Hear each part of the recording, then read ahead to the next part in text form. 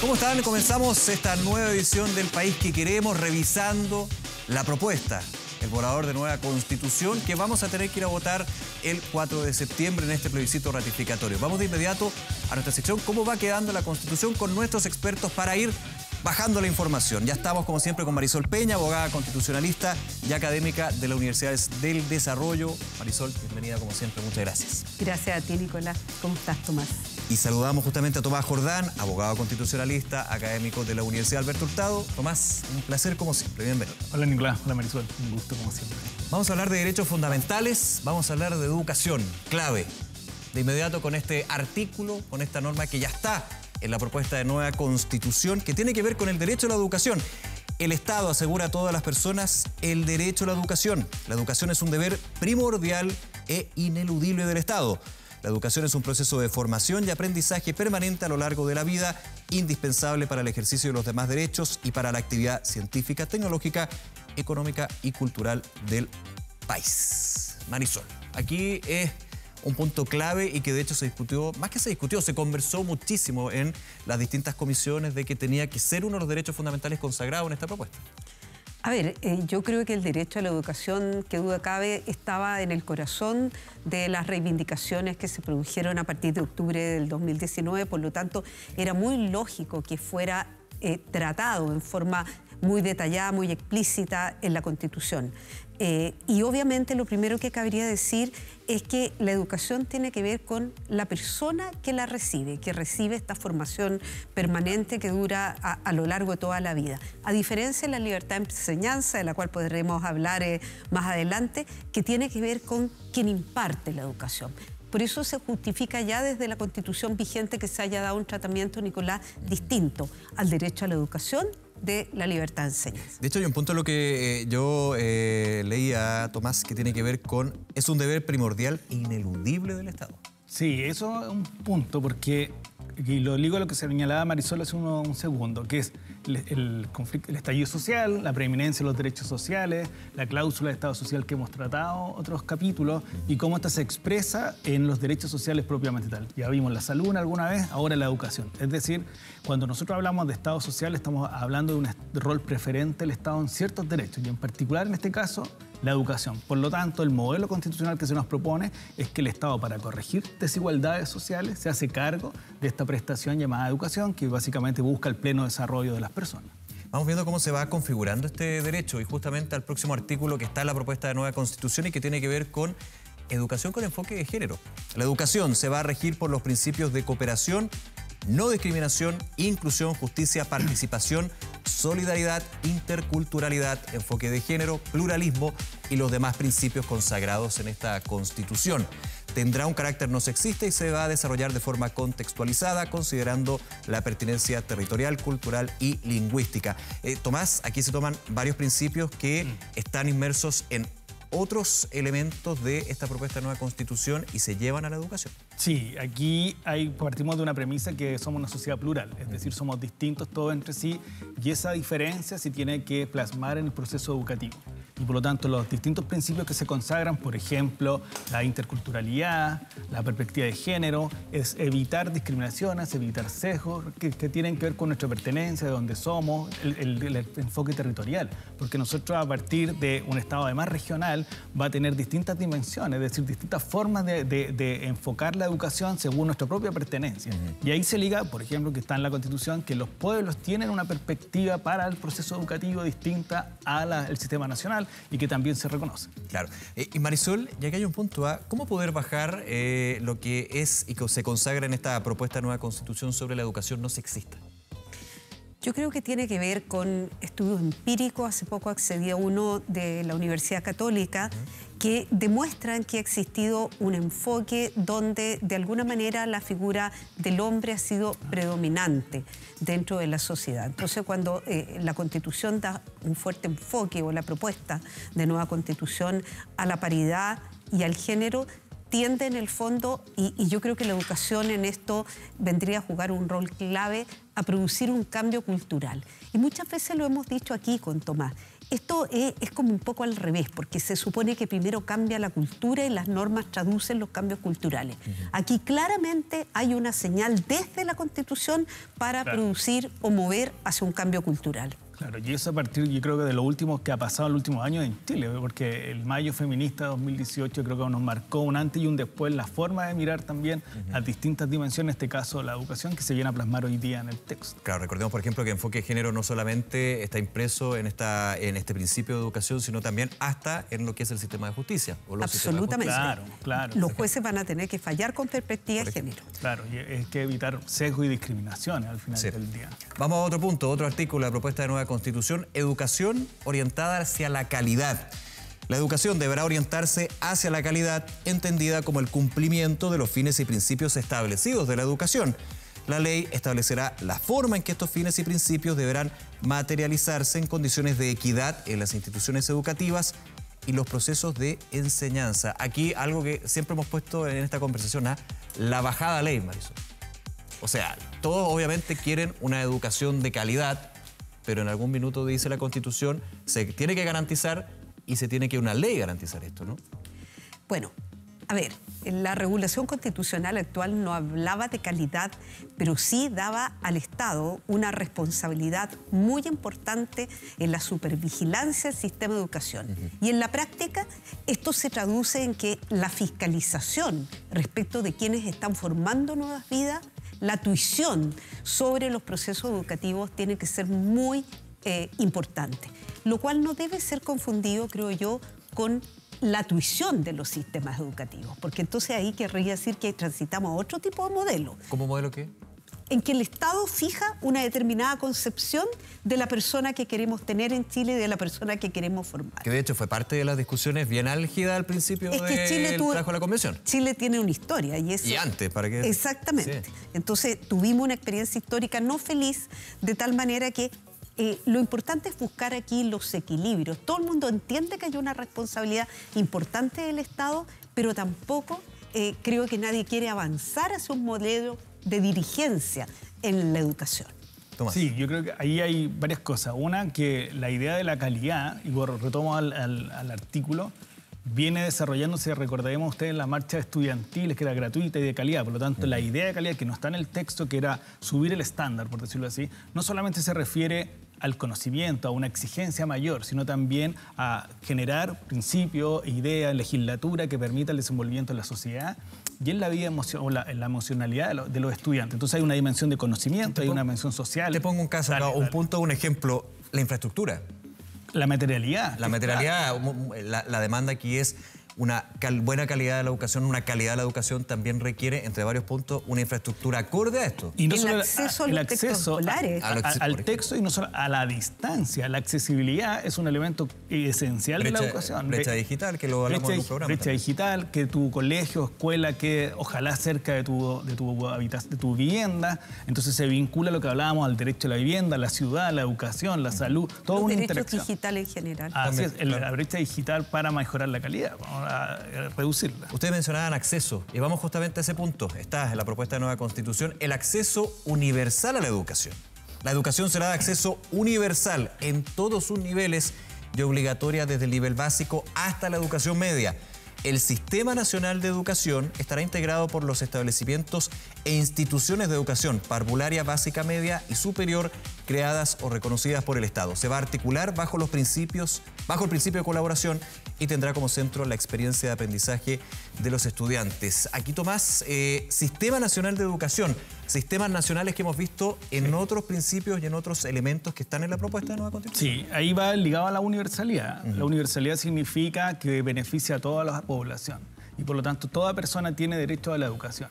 Y ahí el Estado se hace cargo a través de un Sistema Nacional de Educación, que es el rol que él asume para esta corrección de desigualdades, de tener, de edificar, de promover una educación básica, media y eventualmente vamos a conversar sobre la educación universitaria a lo mejor. Porque aquí lo que hace obligatoria hasta la enseñanza media, que ha sido un derrotero de Chile por muchos años, de primero la enseñanza básica, después la media y la obligatoria. Y ahí viene que el Estado se hace cargo y asume esa responsabilidad. Y paralelamente pueden haber establecimientos privados, pero quiero decir que el deber del Estado es ese, garantizarnos esa prestación llamada educación, que es un derecho.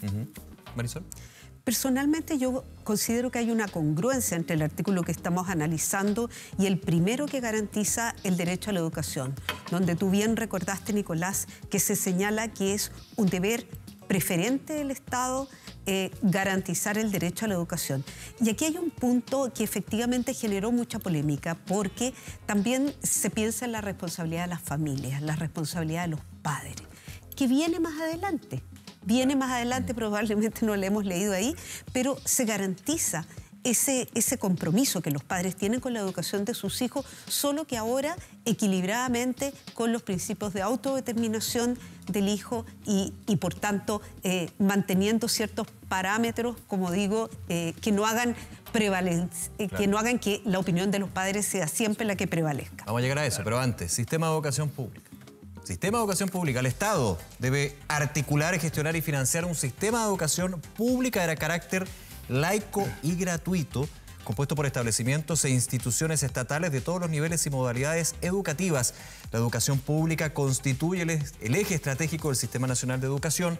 Su ampliación y fortalecimiento es un deber primordial del Estado. Tomás. Una bajada, por decirlo así, constitucional de lo anterior. Tenemos un sistema nacional de educación y en particular hay un sistema de educación pública, que hay dos elementos ahí, que es el acceso a los distintos niveles a la gratuidad, que no es menor, porque hasta el día de hoy esa gratuidad se expresa básicamente en la educación media y básica. Y ahora... Perdona. Sí, me detengo un segundo ahí, que creo que también es relevante para entender esa bajada del sistema de educación pública, es decir, el Sistema Nacional de Educación también contempla la particular subvencionada y la particular. Así es. Eso es relevante. Decía, hay una educación privada aquí que hay que tener a la vista, pero en el fondo la obligación anterior es del Estado tener un sistema educacional y en particular va a ejecutar un sistema público de educación a través de la escuela pública, del liceo público, de los jardines. Por lo tanto, se va desarrollando una línea rectora que tiene que ver con este deber de otorgarnos este derecho básico y esencial. Y un punto clave también, Marisol, se hace cargo del financiamiento del Estado. Esto es muy importante porque, a ver, los modelos de Estado social de derecho, lo hemos dicho en otros programas, lo que pretenden es garantizar no solo la igualdad formal, sino que la igualdad sustantiva. Es uno de los principios que se consigna en la Constitución, por lo tanto el Estado actúa verdaderamente con un rol ya ni siquiera de suplencia, sino que activo en la corrección de las desigualdades. Y es evidente que cuando no hay posibilidad de acceso, porque no se puede financiar la educación, alguien tiene que ayudar. Y ya sea que la educación se imparta por establecimientos públicos o privados, lo importante es que la ayuda exista para que también cobre sentido la libertad de elegir. Porque la elección tiene sentido cuando tienes más de una alternativa. Y vamos, perdona, lo que pasa es que lo que dice Marisol es bien interesante porque la familia no tiene dinero para acceder a la educación privada 100% pagada, entonces el Estado le provee un sistema educacional público que va entre la educación estatal y la subvencionada para que esta persona, los niños y niñas, puedan educarse. Entonces esa es la clave para entender el sistema público de educación, que como tú no puedes acceder, pero el Estado te está garantizando el derecho, te da un sistema o un número de alternativas en la cual tú puedes acceder a este derecho. El derecho de educarse con una educación de calidad. Y eso es importante porque para los particulares que colaboren con el rol del Estado y obtengan subvenciones por alumnos, porque suponemos que el sistema se va a mantener, está la responsabilidad final del Estado de reconocer a esos privados que le están ayudando a que todos tengan acceso a la educación y además de calidad. Marisol Peña lo ha ligado varias veces y vamos justamente a libertad de enseñanza. Punto clave acá también. La Constitución garantiza la libertad de enseñanza y es deber del Estado respetarla. Esta comprende la libertad de padres, madres, apoderados y apoderadas a elegir el tipo de educación de las personas a su cargo, respetando el interés superior y la autonomía progresiva de niños, niñas y adolescentes. Las y los profesores y educadores son titulares de la libertad de cátedra en el ejercicio de sus funciones, en el marco de los fines y principios de la educación. Marisol. ¿Qué cosas nuevas podemos distinguir, yo creo, para quienes nos están escuchando, de lo que actualmente existe? La libertad de enseñanza se garantiza para los establecimientos educacionales de todo nivel, pero yo creo que hay cosas muy interesantes aquí que aparecen, es por ejemplo la protección de la libertad de cátedra, que hasta el día de hoy era un derecho implícito dentro de la libertad de enseñanza. Hoy día se explicita en la Constitución y eso es muy importante para garantizar las distintas formas de manifestar y de transmitir el conocimiento. Tengo un segundo ahí. ¿Qué es la libertad de cátedra? La libertad de cátedra es el derecho de que goza cada educador a explicar los contenidos desde una particular visión o mirada que su expertise le indica. Y eso es una garantía de la formación de personas con criterios amplios dentro de la sociedad, donde no necesariamente una única mirada, un único punto de vista va a ser el que va constituyendo nuestro conocimiento. Y se liga a la idea de pluralismo, que era una de las primeras normas que vimos. Por lo tanto, a la persona hay un mínimo común que todos tienen que respetar, un temario, por decirlo de alguna manera, y dentro de eso cada uno puede tener su propia visión. Ahora, y este punto es bien clave y, insisto, fue muy discutido. El Estado, según la propuesta que se establece acá, debe garantizar que los padres, madres, apoderados, cuidadores tengan libertad de elección a dónde o en qué proyecto educativo, y que se debe apoyar desde el Estado a los distintos proyectos educativos. ¿Se entiende así o no? ¿O hay algunos puntos acá? Bueno, alguien dijo una vez que cuando se trata de interpretar una norma podemos encontrar muchas miradas distintas, muchas formas de interpretarlo, pero a mí me parece que una mirada que sea congruente con las responsabilidades que tiene el Estado en una necesidad social básica como es la educación, la libertad que tienen los padres para elegir y también la colaboración que los privados puedan otorgarle a esta actividad básica del Estado, pasa precisamente por reconocer estos derechos que son mínimos y manifestar estas posibilidades reales de optar. Sí, ahí yo creo que voy a retroceder. Para ir con el último, dale. Sí. La libertad de enseñanza es un derecho muy antiguo en el sistema en Chile, en el constitucionalismo chileno también. Siempre se ha reconocido que el privado colabora a través de distintos establecimientos. Por lo tanto, cuando se consagra hoy día la libertad de enseñanza, también responde a esa vieja tradición, por decirlo de alguna manera. Y en este caso, que los padres puedan elegir el proyecto educativo, como lo decías tú, es decir, qué tipo de enseñanza me gustaría a mí transmitirle a mis hijos y hijas, y a través de la elección que el padre hace, porque es el adulto responsable, va y matricula a niña en un colegio. Entonces me parece que eso es bien clave, que es parte de una larga historia que tenemos en Chile. Vamos con el último artículo, y es súper relevante en términos de educación y tiene que ver con los profesores, con las profesoras. La Constitución reconoce el rol fundamental de las profesoras y profesores como profesionales en el Sistema Nacional de Educación. Asimismo, valora y fomenta la contribución de las y los educadores y asistentes de la educación, incluyendo a y los educadores tradicionales. Las y los trabajadores de la educación son agentes claves para la garantía del derecho a la educación. Agentes claves es lo que postula este principio.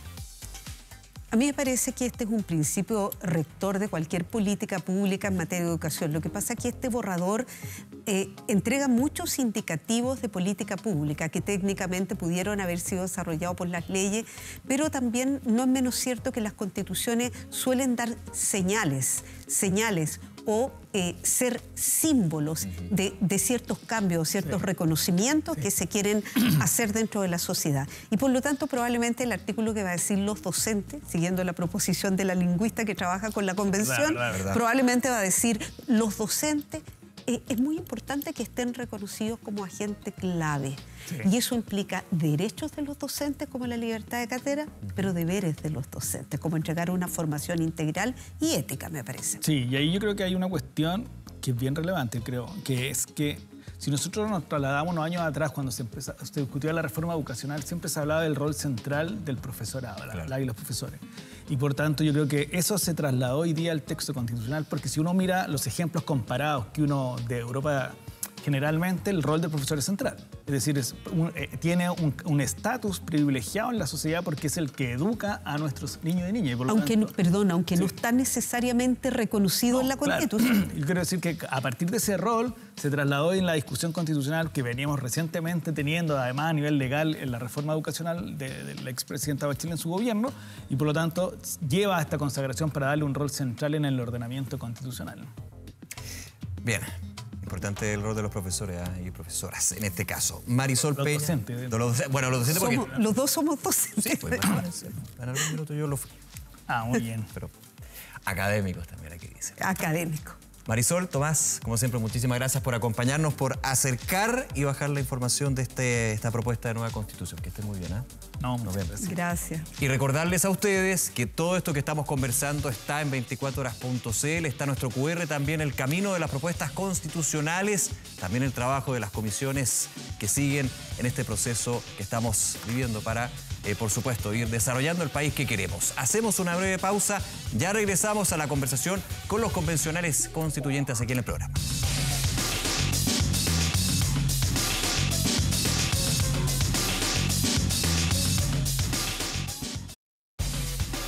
Regresamos al país que queremos, minuto de conversación, de ir viendo también el trabajo que están desarrollando las comisiones de normas transitorias, de preámbulo y armonización y por supuesto con miras a lo que va a ser el plebiscito del 4 de septiembre. Muchísimos temas que vamos a tener aquí en el panel con nuestros convencionales constituyentes que nos acompañan en TVN, Canal 24 Horas y 24horas.cl.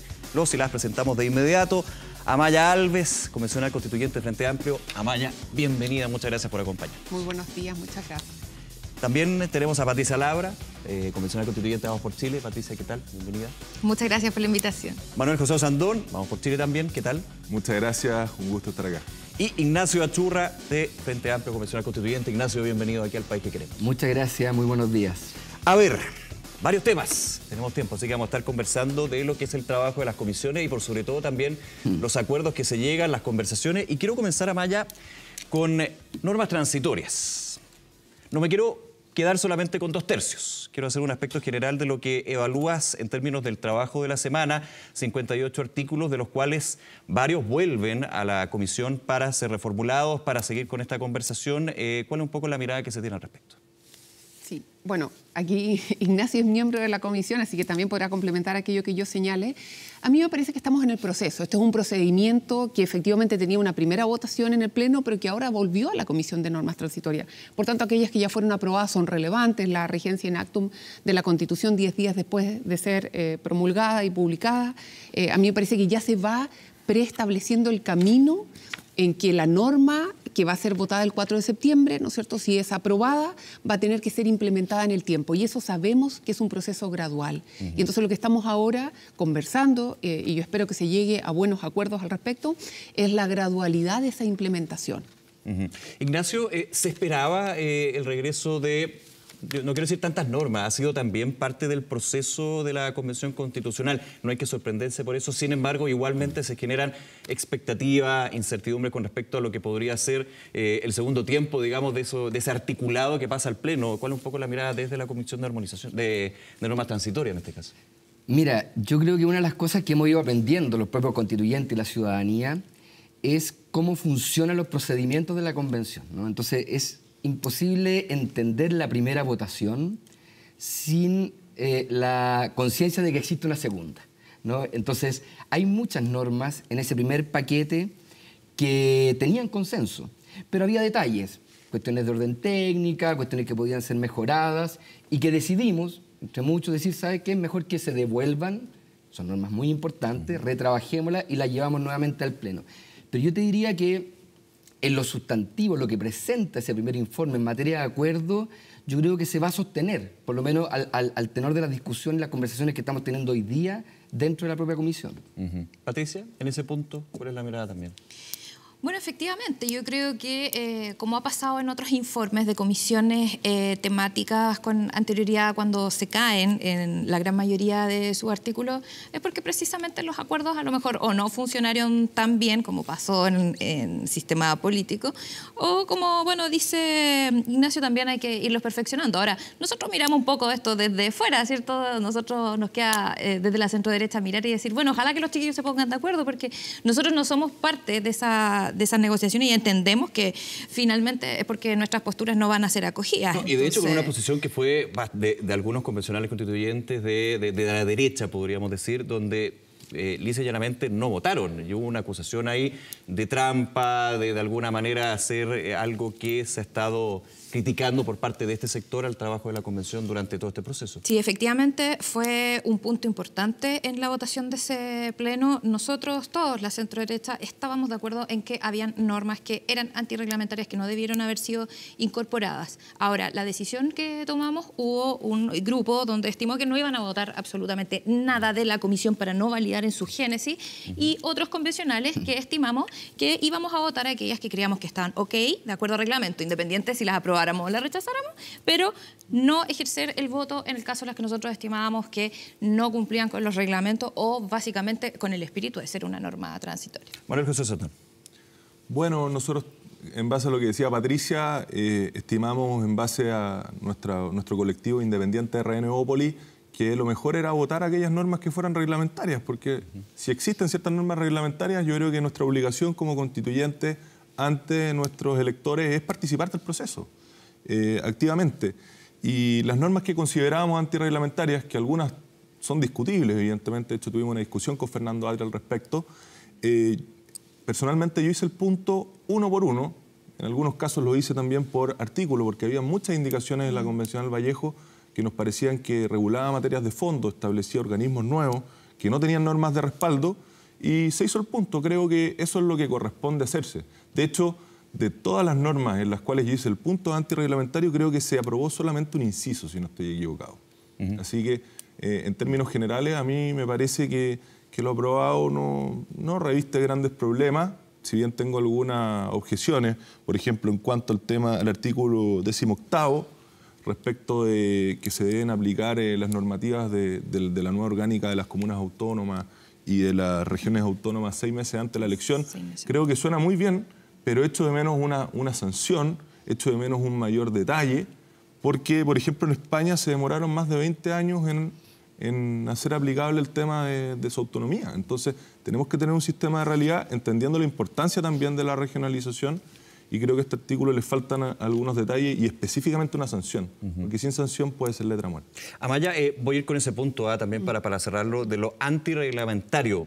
Ha sucedido en otras ocasiones, pero aquí estamos hablando de las normas transitorias, el paso a una eventual nueva constitución y el reordenamiento de la institucionalidad y del Chile finalmente. ¿Cómo se toma también este punto y la visión que tienes sobre esa definición que tomaron algunos convencionales de no votar? Sí, bueno, yo lo señalé en mi palabra al Pleno, me parece, y agradezco mucho que quienes nos acompañan hoy día sean parte justamente de esa derecha dialogante, de esa derecha que ha estado siempre disponible para ser parte del proceso, para llegar a acuerdo. La verdad que en la Comisión de Forma Jurídica de Estado trabajamos de manera transversal, todos quienes la conformamos, todos los colectivos. Por tanto, a mí me parece que evidentemente quienes se restan dejan de hacer la función para la cual fuimos electos. Fuimos electos para manifestar opinión. Y la opinión, por supuesto, que puede ser rechazar o abstenerse. Eso es perfectamente legítimo. Pero restarse del proceso a mí me parece que no corresponde y yo agradezco mucho. Restarse también es una opinión, eso lo dicen. Pero es una opinión que te pone fuera del proceso. Ya. Porque restarse significa votar abstención o rechazo. Eso es restarse dentro del proceso, de los marcos del proceso. Por eso tenemos esas tres alternativas y todas ellas, por cierto, legítimas. Yo creo que esto de ser antirreglamentario es perfectamente debatible, ¿no? Lo que pasa es que el proceso es tan intenso y tan rápido que tenemos pocas oportunidades de cómo se mide esa diferencia de interpretación. Quien tiene la interpretación vinculante es la mesa directiva, eso lo dice nuestro propio reglamento. Y la mesa hizo una interpretación y señaló que ni la Comisión de Normas Transitorias ni la Comisión de Armonización podía la coordinación hacer un examen de admisibilidad, ni la Secretaría. Y eso significa que quien cumpla los requisitos formales puede presentar indicaciones de armonización y transitoria. Y es entonces el Pleno el que mediante votación va a dejar fuera aquello que estime improcedente. Y eso ocurrió en la inmensa mayoría de los casos. Sí. La inmensa mayoría de las normas que no cumplían de acuerdo a la voluntad del Pleno fueron enviadas de vuelta a comisión. Y seguramente... Por eso yo decía que aunque me bifiaran, era mejor hacer el punto norma por norma, porque si hubiera sido el listado de 20 puntos que yo consideraba, sí iba a perder el hilo. Y creo que se logró el objetivo, así como ocurrió en sistemas jurídicos, que hubo normas que nosotros considerábamos antirreglamentarias porque se habían tratado en otras comisiones y no pasó ninguna. Ignacio. Sí, mira, yo quisiera dar una mirada más amplia sobre el tema de lo reglamentario o lo antirreglamentario. Yo, y digo, me sumo a lo que dice Amaya, ¿no? Yo valoro muchísimo que Manuel y Patricia hayan sido parte de este proceso, ¿no? Y creo que eso da cuenta de la legitimidad del proceso. Se trata de un proceso democrático, institucional, legítimo, que por cierto ha tenido fallas, que por cierto ha tenido errores, cuestiones cuestionables, pero que se ha pegado a las reglas, ¿no? Y hay un mecanismo que está establecido de reclamación en caso de que efectivamente haya una falta reglamentaria grave, que es concurrir a la Corte Suprema. Y eso no ha ocurrido, ¿no? No ha ocurrido ni siquiera el intento de llevar un caso a la Corte Suprema. Y creo que eso es importante porque aquí no puede instalarse en un proceso tan importante, institucional y democrático, una sospecha de que ha habido cuestiones que se han hecho de manera fraudulenta, antirreglamentaria. Yo estoy absolutamente de acuerdo que los convencionales de derecha tienen todo el derecho de estar en desacuerdo con los contenidos que se han aprobado, pueden estar en desacuerdo políticamente con el resultado, con el país que propone esta nueva Constitución. Pero yo creo que hay que cuidar, por lo menos en términos institucionales, de que este ha sido un proceso democrático, legítimo e institucional. Ahora, ¿cómo se aborda una crítica que desde la ciudadanía, uno desde afuera, puede encontrar lógica? Que justamente artículos que en su minuto fueron rechazados en las comisiones que ya no están operando, digamos lo que eran las comisiones permanentes, vuelvan. Pasó y ha sido la discusión también con este quórum de 2/3 para que la actual institucionalidad del Congreso, por ejemplo, reforme una eventual nueva Constitución. En términos también de que armonización podría haber un 4/7, por ejemplo. Yo podría contestarla. Por favor. Ya. Pero me entienden, quiero ir a ese punto. Esa es la crítica que se da, que hay normas que fueron rechazadas, que de un día para otro vuelven, reaparecen. Esa es la Normas Lázaro, como Sí, le lo llamamos. que pasa es que en armonización tenemos un mandato muy claro. Y el mandato de la Comisión de Armonización, primero que nada, es una comisión que va a tener el 10% del tiempo total de la Convención Constitucional. O sea, es una comisión relevante, integrada por 40 convencionales, es la más numerosa de todas las comisiones. Por tanto, una comisión de 40 convencionales que ocupa el 10% no puede estar solo abocada a, no sé, poner tildes y comas. O sea, no es una revisión solo formal, porque esa revisión formal la hizo ya la Secretaría Técnica. Con la limitación, perdón, de no poder entrar a cambiar el contenido. Por supuesto, a través de una filóloga. Pero el tema es que es primera vez que esta Comisión de Armonización ve el texto en su conjunto y la Constitución tiene el mandato de ser coherente normativamente. Por tanto, todos hemos trabajado en comisiones temáticas, en que uno se aboca a una materia específica, pero esta es la primera vez que tomamos cierta distancia y vemos el texto en su conjunto. Y yo creo que es perfectamente posible que en esa mirada sistémica nos demos cuenta que hay aspectos que son incoherentes o incongruentes y tenemos un mandato reglamentario de abordarlo. Personalmente estoy convencida que en materia de reforma a la Constitución hay una incongruencia con normas expresas del texto constitucional y con un principio fundamental que es el de la supremacía constitucional. Y entonces me parece que es perfectamente reglamentario y legítimo que la Comisión de Armonización debata, vote con un quórum de 2/3, que es un quórum en el fondo importante, y luego envía al Pleno y quien toma la resolución es el Pleno. Sí, pero yo creo que tu pregunta es en otro sentido respecto al tema de las normas antirreglamentarias. Y en eso yo también discrepo con el tema de la mesa, porque ya se tomó una disposición respecto de las normas subsidiarias y se acordó que las normas que eran subsidiarias se podían eliminar. Por lo tanto, resulta bastante poco prolijo desde mi punto de vista que la mesa en normas reglamentarias no sea capaz de generar una selección de aquellas normas que cumplen o no con los requisitos.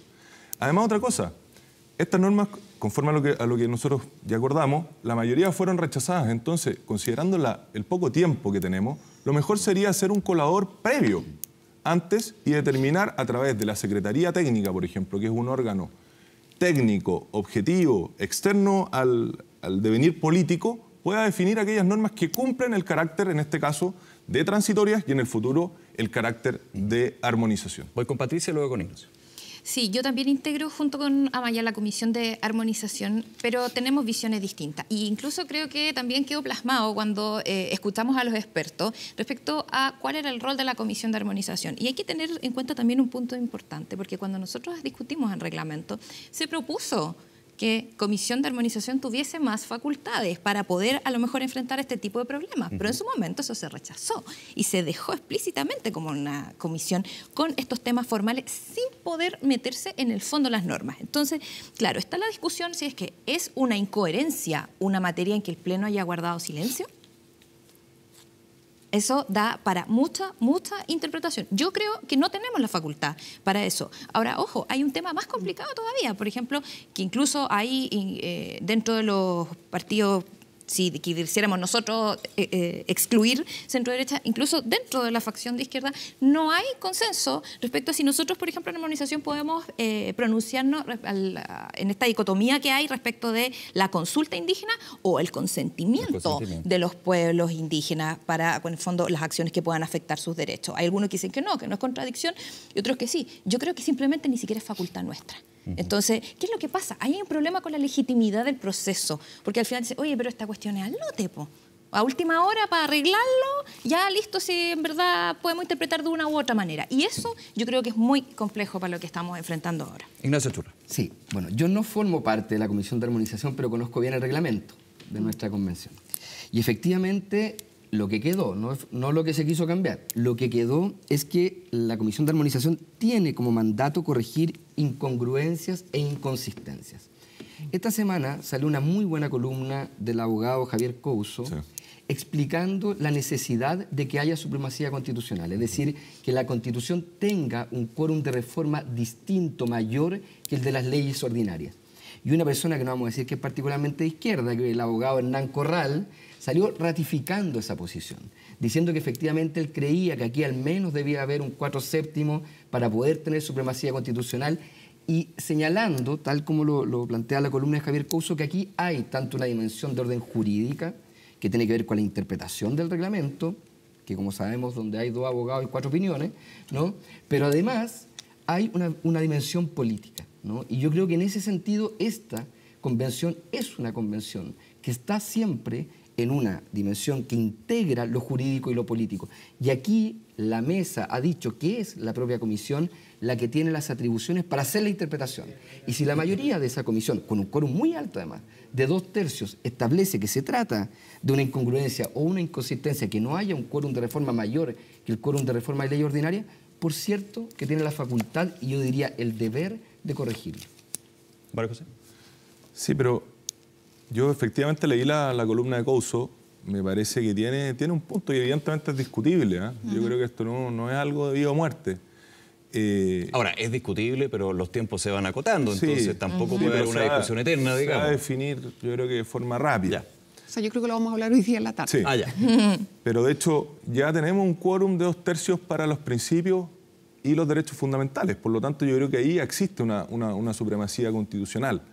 Eso sí, a mí lo que me causa ruido en esto es que, en mi opinión, para que haya una incoherencia o una contradicción, tiene que haber algo. Entonces, ¿a dónde se busca esta incoherencia o contradicción? En base a que un artículo habla de quórum y después nada habla de quórum. Por lo tanto, yo entendía que esta comisión tenía goma. No tenía lápiz. Pero tengo una pregunta acá, desde la mirada del centro, digamos. Cuando hay una ausencia, eso también puede generar una incoherencia, un vacío, una falta de... Bueno, es que por eso Por eso yo indicaba que esta es la primera vez que vamos a ver a la Constitución como un todo, que tiene el mandato de ser sistémica, de ser ordenada, de ser estructurada. Y yo creo que el mandato que tiene la Comisión de Armonización es de mejorar la propuesta constitucional como un todo. No es solamente la referencia a un inciso particular, José Manuel, porque esa sería un aspecto formal, o sea, sería una referencia que va a un vacío, sino que lo que dice Javier Couso, y yo le encuentro toda la razón, es que hay referencia a un principio, y los principios son importantes, porque los principios establecen los pilares de la Constitución, y hay un principio central en el capítulo 1 que habla de la supremacía de la Constitución, como la norma jerárquica superior. Por tanto, hay una inconsistencia en decir eso, que es la norma jerárquica superior, y no establecer un quórum de reforma que en el fondo se vincule directamente a esa idea. A mí me parece eso central. Yo creo que evidentemente este va a ser un debate en que podemos tener opiniones distintas, pero si la Comisión de Armonización lo aprueba por 2/3 y va luego al Pleno y el Pleno lo aprueba por 2/3, eso va a pasar a formar parte de la Constitución y la va a mejorar. Por tanto, yo creo que es deseable. Ahora, en este escenario, quiero hacer un punto ahí, en ese escenario de lo técnico, con esta dimensión constitucional obviamente, pero política que dice Ignacio, los conceptos también son muy relevantes y es lo que empieza a salir y generar también esa discusión.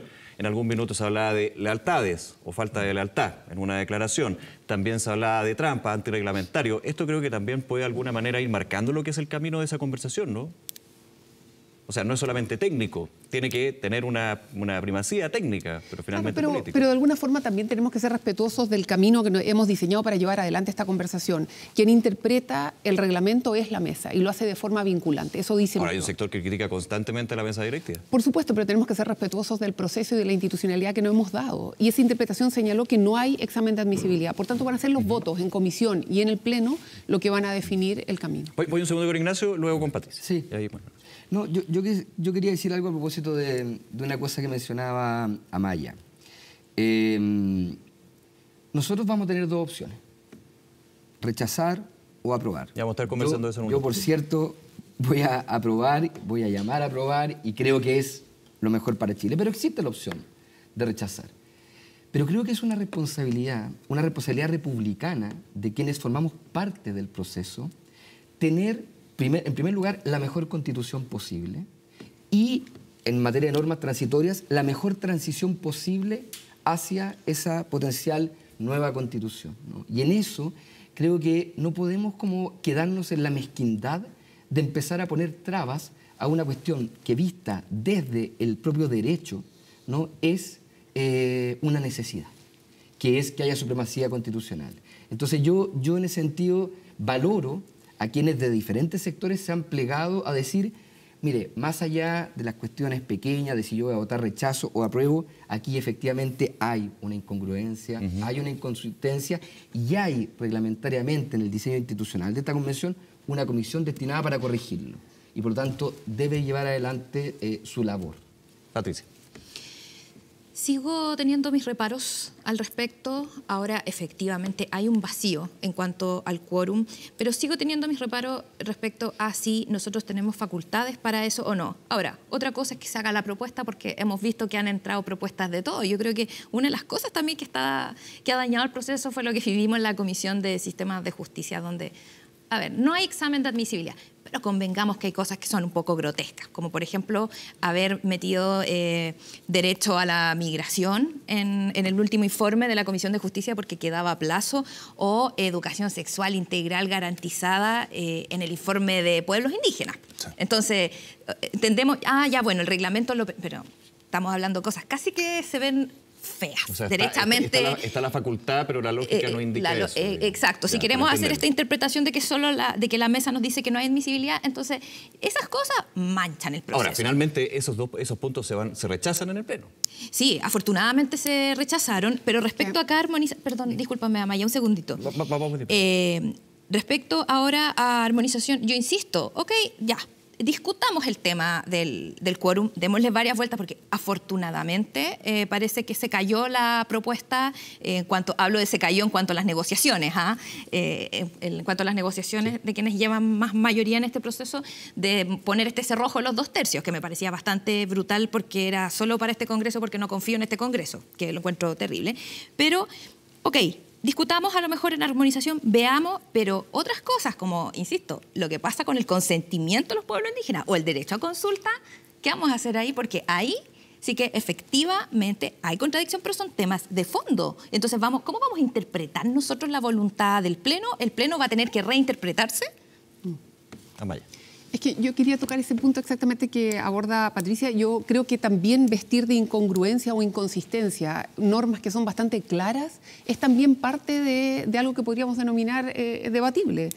A mí personalmente me parece inadecuado.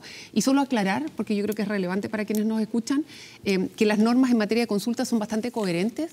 Hay un deber general de consulta que está en el catálogo de derechos fundamentales y hay una consulta en materia de derechos territoriales, porque además lo abordamos en la Comisión de Forma Jurídica de Estado, que habla respecto del desplazamiento, que los pueblos no pueden ser desplazados territorialmente, o sea que sus derechos territoriales están protegidos por una consulta que exige el consentimiento, que es en el fondo la manifestación de voluntad. Claro. Y es exactamente el estándar internacional.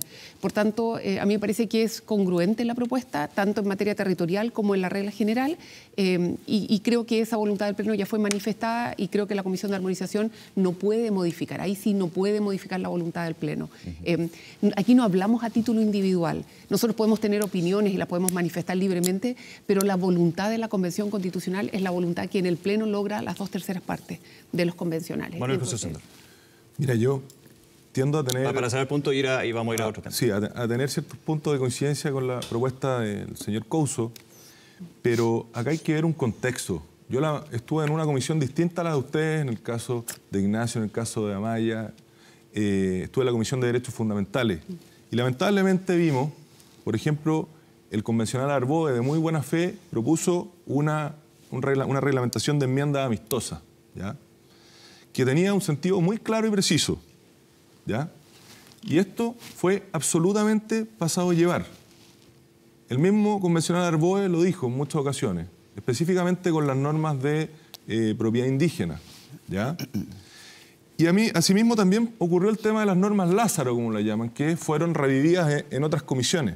Entonces, yo no tengo ningún problema, y soy la primera persona que está de acuerdo que esta constitución o proyecto, más allá de la alternativa que yo vaya a aprobar, tiene que quedar con la mejor consistencia posible y tiene que ser lo mejor posible, pero que tenemos que tener mucho cuidado en ser respetuosos con la forma y también con el fondo, porque en base a esos precedentes de forma, la verdad es que si abrimos espacios y los dejamos mal regulados, el día de mañana ya no solo van a ser los 2/3, probablemente va a ser, no sé, la Agencia Espacial Chilena o otros temas que han ido quedando en el tintero, por poner un ejemplo. Entonces creo que es muy importante, y en ese sentido vuelvo al punto, me parece poco congruente que la mesa sí haga un filtro respecto de las normas supletorias, pero no haga un filtro respecto del carácter de aquellas normas que son realmente transitorias o de armonización. Creo que es muy grave hacer una interpretación en un caso estricta y en el otro dejar absolutamente abierto para que en base al poder de la mayoría se pase a llevar el reglamento. Yo creo que ante todo nosotros tenemos que ser muy rigurosos con la forma. Quiero ir a otro tema. Voy a comenzar contigo, Ignacio. Tú mencionabas la dimensión política que tiene la Convención Constitucional y aquí las señales políticas también que se dan con mira al plebiscito del 4 de septiembre, con dos alternativas legítimas, lo dijo el mismo presidente de la República, Gabriel Boric, en la cuenta pública, apruebo o rechazo son legítimas. Y eso, obviamente, también desde el punto de vista de la presidencia, nos podemos meter en otro punto. Pero ya vamos teniendo definiciones por parte de instituciones y actores políticos que también van a ser parte de este proceso con mira al 4 de septiembre. Los partidos de Chile Vamos ya definen rechazo, con amplia mayoría en los 97, 95% el día de ayer. Obviamente también desde otros partidos, otras organizaciones, se va hablando del apruebo. ¿Cómo lo ven ustedes? Y ahí quiero comenzar esa conversación.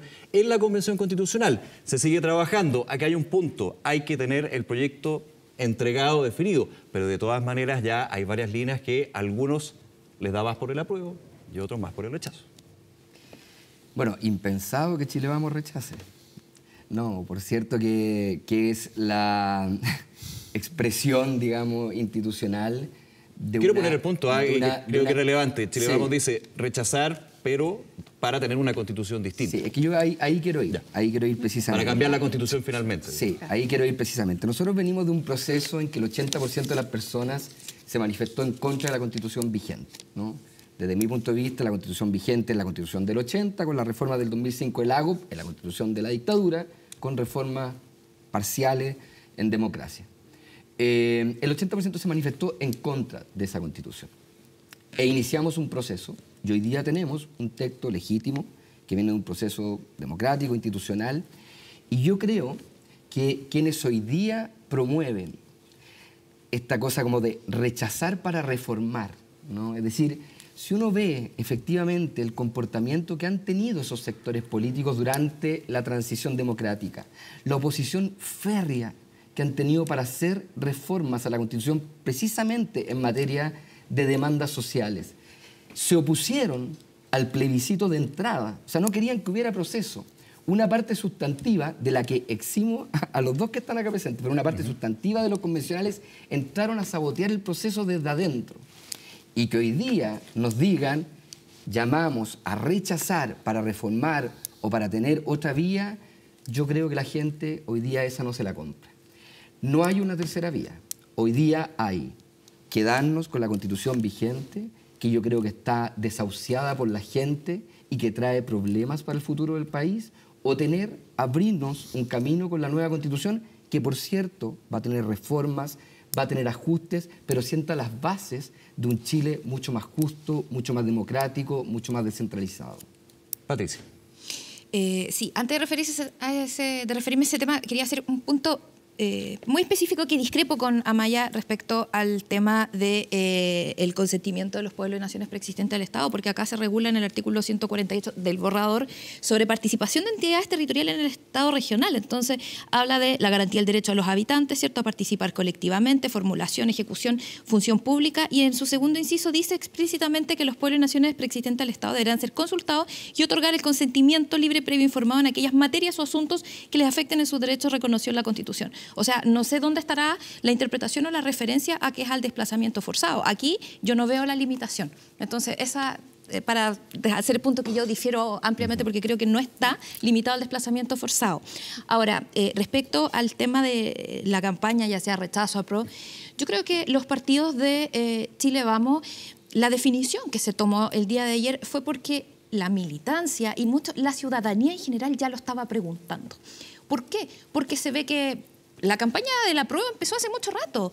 Y nadie critica, porque muchos dicen... También. Pero es distinta. Quiero ponerme en el punto. Aquí el apruebo y el rechazo como campaña comenzaron más bien en los mismos tiempos. Podríamos hacer la historia ya varios años más. Pero hay una diferencia. Okay. Porque, por ejemplo, un constituyente o las personas dicen, votemos apruebo y llamo a votar apruebo y nadie le dice nada. Pero si alguien dijera, voy a llamar a votar rechazo... hay una diferencia. Hay explícita una campaña. Ahora, pueden decir, no, es que la campaña del rechazo aquí, ok, pero la campaña del apruebo es sin pudor y a nadie le dicen nada por llamar a votar apruebo desde hace mucho tiempo. Entonces yo creo que esa definición ya la estaban pidiendo los militantes. De hecho, a mí me pasaba, la gente me decía, señora Patricia, que votemos. Yo le digo, no, voy a esperar a yo terminar mi trabajo como convencional por responsabilidad. Pero a nivel de partido y de militancia ya era necesario definirse. Ahora, otra cosa es que estamos haciendo nuestro trabajo, que nosotros fuimos elegidos para redactar esta nueva Constitución. Independiente del resultado final que no nos guste y que muchos convencionales probablemente vamos a decir, no, yo voy a votar rechazo, pero obviamente siempre vamos a tratar de hacer para que ojalá quedara lo mejor posible. Terminar ese trabajo que están realizando. Exacto. La pega no se va a dejar de hacer y no por eso vamos a estar deslegitimados porque nuestros partidos hayan tenido ese pronunciamiento. Amaya. Sí, yo quería recordar que las opciones el próximo 4 de septiembre son dos: aprobar nuestra propuesta de constitución o llamar a rechazar, como lo han hecho ayer los partidos de Chile Vamos, y el rechazo tiene una consecuencia jurídica que es la sobrevivencia de la actual constitución, la constitución del año 80.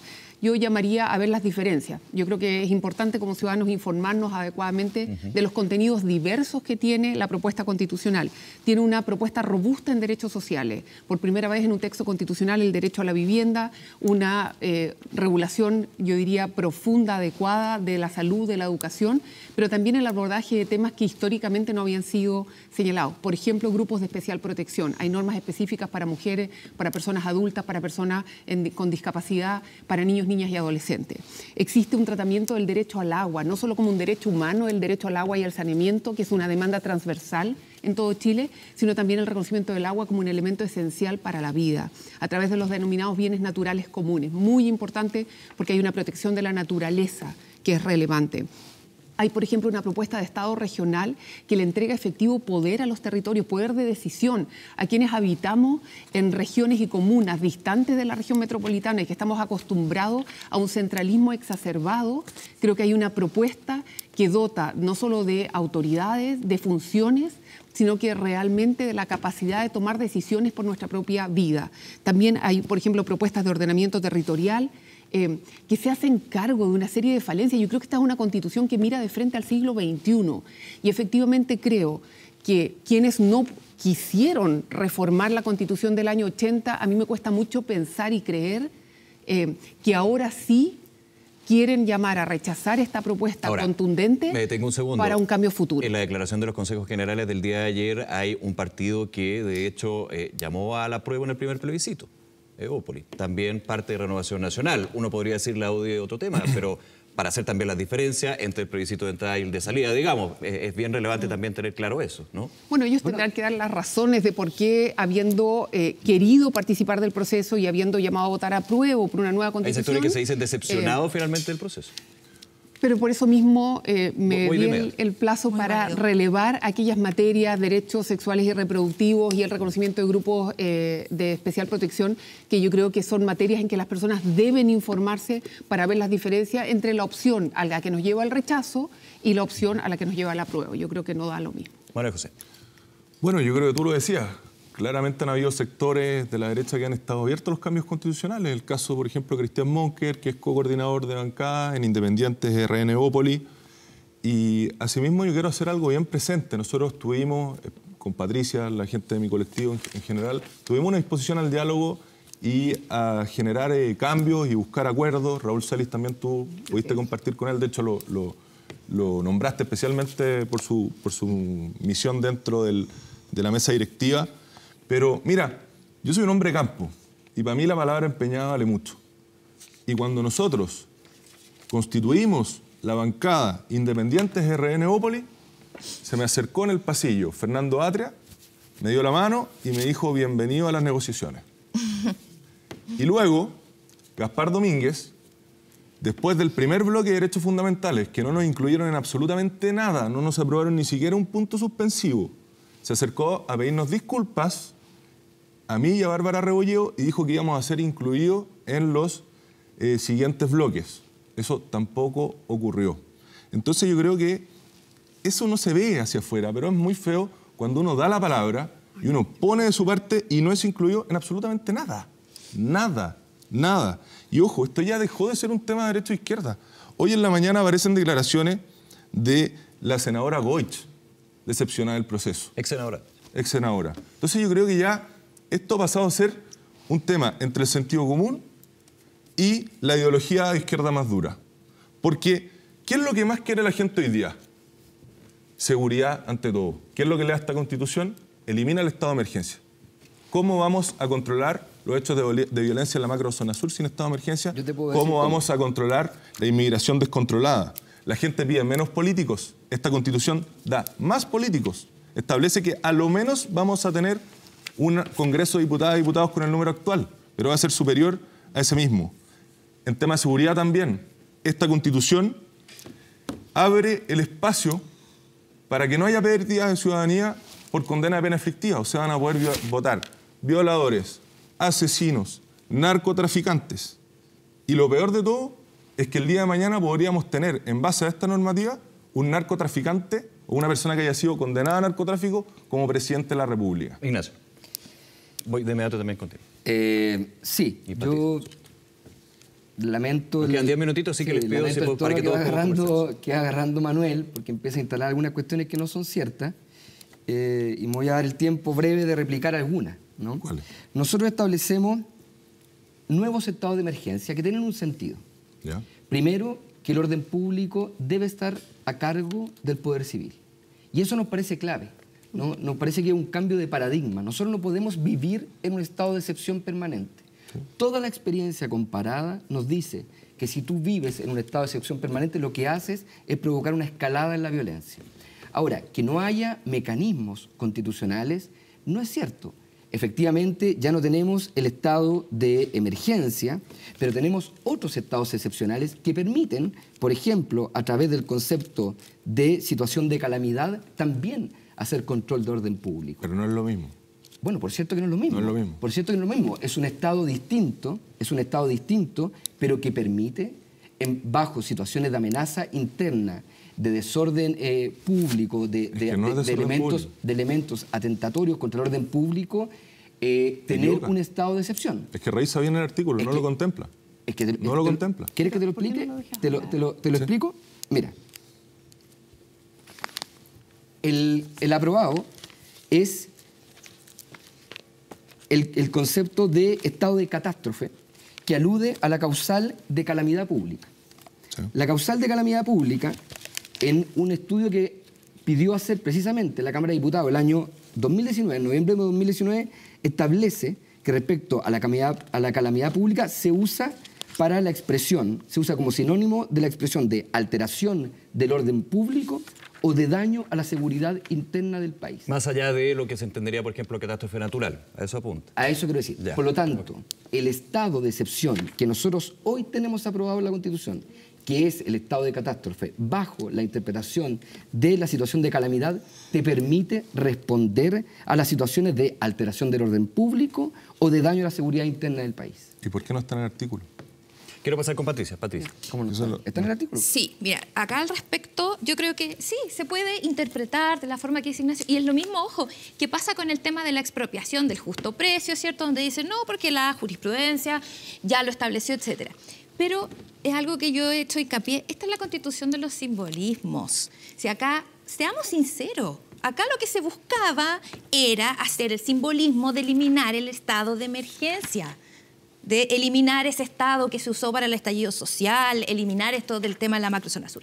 Eso es, porque si no, simplemente se habría dejado tal cual y habría sido mucho más fácil y no tendríamos que estar haciendo estas interpretaciones rebuscadas, que es lo mismo que pasó con el derecho de propiedad porque no querían dejar consagrado el valor de mercado, porque esto responde a algo ideológico. Si para qué estamos con cosas. En otras cosas somos súper maximalistas, explicando cosas así, pero al dedillo, y en estas cosas No, somos minimalistas y lo dejamos a mucha explicación. Hay algo ideológico detrás. ¿Para qué estamos con cosas? Yo creo que en eso también tenemos que sincerarnos. Ojo, el artículo lo leo, porque dice que habla de orden público. Dice: el estado de catástrofe, en caso de calamidad pública, lo declarará la presidenta o presidente de la República. Perfecto. Calamidad pública. Calamidad pública que ha sido usado en la jurisprudencia, en un informe que me dio el Congreso, precisamente como alteración del orden público o de daño a la seguridad interna. Ahora, la pregunta es, ¿queda claro ese punto del concepto? Porque aquí hay una divergencia con respecto a qué es calamidad pública, y quiero dedicar un segundito para ir contigo, Maya, porque nos queda poquito tiempo. Porque claro, aquí hay que hacer una interpretación de lo que es el concepto de calamidad pública. Queda fijo, por ejemplo, en una ley. Lo pregunto desde el ciudadano, alguien que, por Pero supuesto... la Constitución siempre la Constitución es la norma suprema. No, siempre se interpreta. Si no, pero es que la Constitución es la norma jerárquicamente superior que siempre va a estar, en el fondo, bajo la Constitución van a haber leyes, bajo las leyes van a haber reglamentos. Esa es la manera, es una pirámide. Por tanto, no es solo de simbolismo, yo creo que esa es una manera inapropiada de referirse a la Constitución. La Constitución es la norma fundamental, la que establece el camino a seguir. Y es muy relevante porque hay algo inapropiado en el abordaje. Por supuesto que hay un monopolio del uso estatal de la fuerza, y ese monopolio del uso estatal de la fuerza tiene una serie de reglas. En esas, de algunas de las que señalaba Ignacio, pero también, por ejemplo, el mandato de estar subsumido dentro de los límites a los derechos fundamentales, a los derechos humanos. Tenemos el deber de usar la fuerza de una manera adecuada. Y por supuesto que hay una serie de materias que estamos al debe y que tenemos el deber de mirar al futuro de una forma distinta. A mí me parece que las normas que contiene nuestra Constitución, la propuesta que estamos trabajando, son absolutamente adecuadas. En muchos estados no hay excepción constitucional, porque se dice que ante las dificultades es donde más relevancia adquiere el catálogo de derechos fundamentales. Así que me parece que en la pregunta, en el abordaje, hay algo inapropiado de ¿cómo queremos usar la fuerza? Bueno, la queremos usar de manera proporcionada, adecuada, para solucionar, pero yo creo que ahí también hay una simplificación del problema. Veamos cuáles son las causas profundas que nos han llevado acá. Y a lo mejor tiene que ver con otras materias y no solo con la militarización, tiene que ver con otras causas mucho más profundas que sí debemos dialogar y relevar. Manuel José. Bueno, mire, yo creo que todo se puede interpretar, pero con el tema de seguridad, usted vaya a la calle y pregúntele a la gente, si nosotros fuimos llevados por la gente, si ellos están de acuerdo con que cualquier preso pueda votar hoy día. Y con que una persona que fue condenada por narcotráfico pueda ser electo en un cargo público. ¿A ti te parece razonable? Pero ese es un ejemplo ridículo. Pero sí existe. Pero es un ejemplo ridículo. ¿Pero es posible? Imagínate si pasa eso en Colina, que tiene una gran población penal, que van a votar. Esa es una desconfianza de la democracia. Nosotros vamos a elegir... Es que es posible. Nosotros vamos a elegir. Ha pasado en la historia. Entonces debemos ha pasado con esta Constitución y puede pasar con cualquier Constitución, por cierto. Narcotráfico, precisamente esta Constitución tiene elementos mucho más claros respecto a la probidad de la función pública que otros, incluso en seguridad. Esta Constitución habla del derecho a vivir. El espacio para que pueda cerremos el punto. Habla del derecho a vivir en entornos seguros y libres de violencia. Dime cuál es la referencia de la Constitución vigente que pueda ser presidente de Chile. Pero ¿por qué tú pones un ejemplo que es hipotético y que simplemente busca? Es un populismo penal. La Constitución tiene que cerrar espacios. El gran problema que tiene esta Constitución es que abre demasiados espacios. El mismo Fernando Atria lo dijo. De la ciudadanía. No, porque la ciudadanía va a elegir presidente, no es para la ciudadanía, es para los preparado. políticos, es para que los políticos interpreten el día de mañana. A ver, me quiero quedar con ese ejemplo para aclararlo, porque ahí me estoy enredando un poquito yo. ¿Por qué un presidente, en esta propuesta de nueva Constitución, por qué alguien con delito, pena de narcotráfico puede llegar a ser presidente de la República? Una vez que cumpla su pena, como no pierde la ciudadanía, ¿cuál es el efecto que tiene la pérdida de ciudadanía? Tú no puedes votar ni puedes postular de los derechos políticos a cargos públicos. Y en este caso, no hay ninguna inhabilidad para que el día de mañana él pueda postular a un cargo político, porque lo que establece la ley de drogas es una inhabilidad para las personas dependientes de sustancias psicotrópicas. No, si lo que yo digo es que, perdona, pero de verdad yo creo que hay temas fundamentales que la ciudadanía está esperando. Este es un ejemplo hipotético, yo te podría dar 20 más. Hablemos de lo que de verdad importa. Aquí importa el catálogo de derechos fundamentales, importa los derechos sociales, importa las respuestas a las demandas ciudadanas de verdad. ¿De qué me sirve al agua, al ordenamiento territorial. Cuando en expropiación se habla de justo precio, ese es el estándar de derechos humanos. Sorprende que estándares que en el mundo son los adecuados, aquí llamen la atención. Justo precio en expropiación es lo que corresponde decir. Pero en temas de seguridad, No se nombra Carabineros ni Policía de Investigaciones, como sí se nombra actualmente como las únicas policías. Porque se habla de una política nacional de seguridad que queda entregada a la ley. ¿Y qué es lo que corresponde? Tenemos el problema del Estado. Me quedaron unos minutitos, voy a dar unos minutos para cada uno para cerrar también una muy interesante conversación, por supuesto. Patricia, comienzo.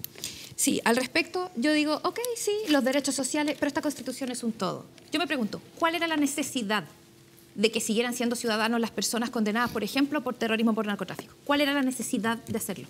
¿Por qué? ¿Le gusta a la gente eso? Se rechazó, se eliminó expresamente, hubo una voluntad. Entonces, hagámonos cargo de lo que se está haciendo. Y por otra parte, esto no es el fin del mundo.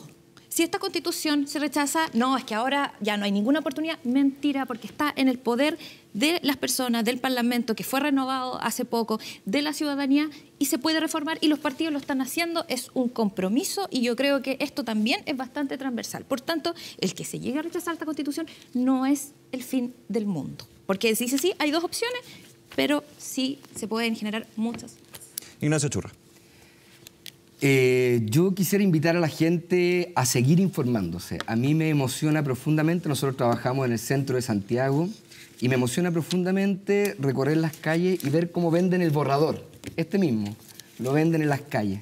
Y la gente lo compra, lo lee y se está informando, y eso creo que da cuenta de un proceso absolutamente inédito en la historia de nuestro país de participación democrática, de involucramiento, de cómo la ciudadanía, pese a todas las críticas y legítimas críticas que pueda tener con el proceso, entiende que esta propuesta de nueva Constitución es un mejor camino para el país.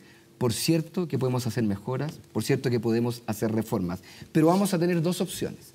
Vamos a tener la opción de dejar las cosas tal como están, que fueron precisamente las que nos llevaron a un estallido social, a una crisis política, social e institucional de las más graves que hemos tenido en la historia de nuestro país, y tenemos la posibilidad de iniciar un nuevo camino hacia un país más justo, más democrático, y en el que podamos en conjunto ir haciendo los ajustes necesarios. Manuel José Sandón.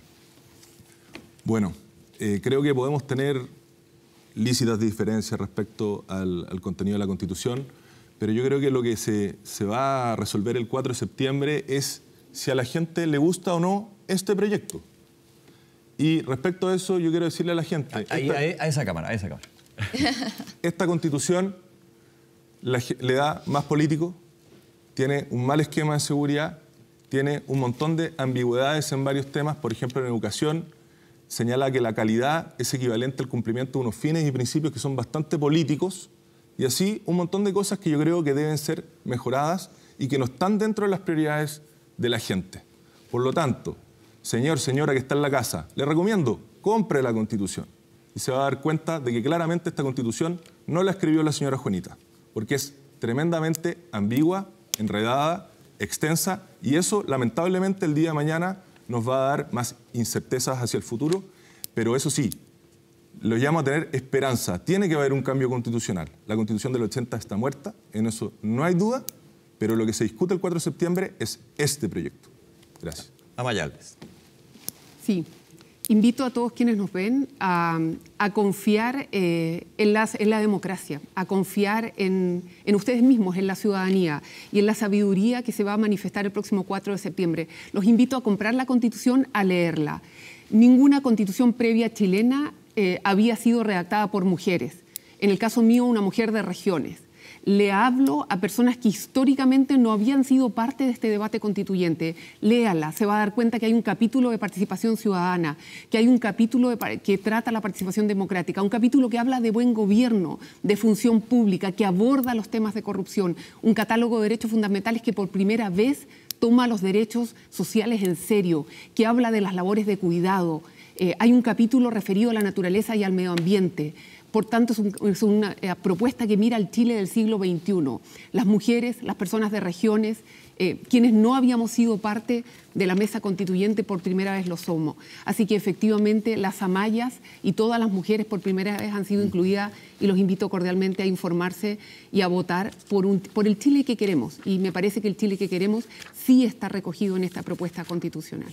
Amaya Alves, Patricia Labra, Ignacio Churra, Manuel José Osandón, muchísimas gracias por acompañarnos aquí en El País que Queremos. Que estén muy bien. Gracias por la invitación. Muchas gracias. Y a ustedes, por supuesto, muchísimas gracias por acompañarnos. Estamos siempre siguiendo lo que es el trabajo de la Convención Constitucional, las distintas discusiones, las conversaciones sobre el país que queremos. Toda la información, recordarles en 24horas.cl, la sección especial de la Convención Constitucional. Llegamos al final del programa. Muchísimas gracias por acompañarnos y, por supuesto, siguen todas las informaciones en Canal 24 Horas y también en TVN. Nos vemos. Chao.